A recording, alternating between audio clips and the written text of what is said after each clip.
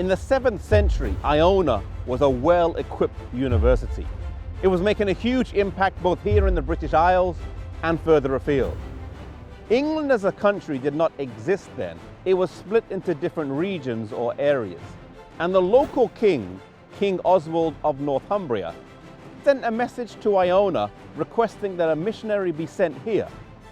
Aidan, who had been trained in Iona, was sent down here, and when he arrived, he requested of the king if he could set up his training school here on the island of Lindisfarne.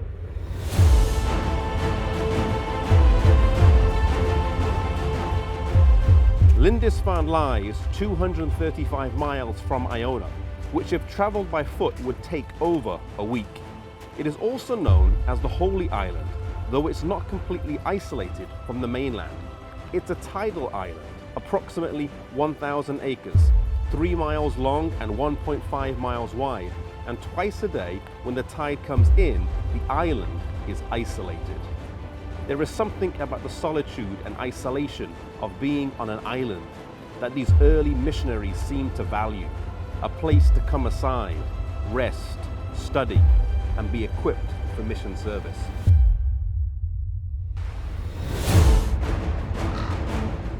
Aidan was well balanced in character. He was strong in religious fervor. He was very industrious, and it was said that he was never idle.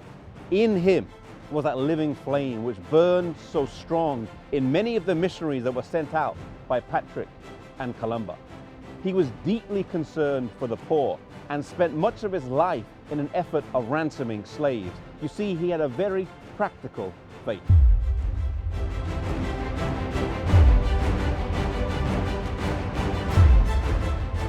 He did for England what Columba had done for Scotland.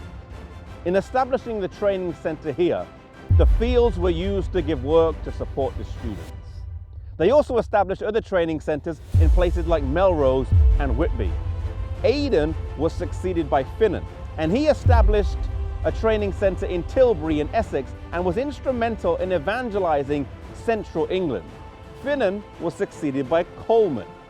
And in 30 years, these three men did a powerful work here in England, and paganism was swept away and replaced by New Testament religion. These great men were not monks as we would understand today, but missionaries maintaining the faith that they had learned on Iona.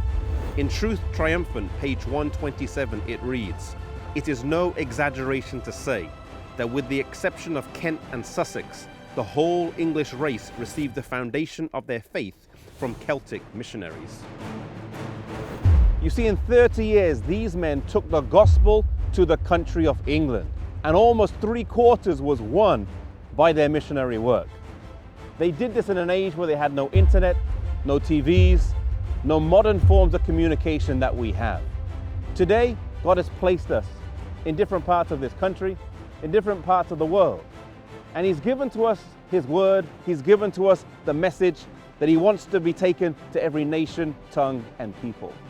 May we be faithful in our local churches and in the communities that our churches are placed in, that we would take the message and share it with those who have not heard that Jesus can come soon.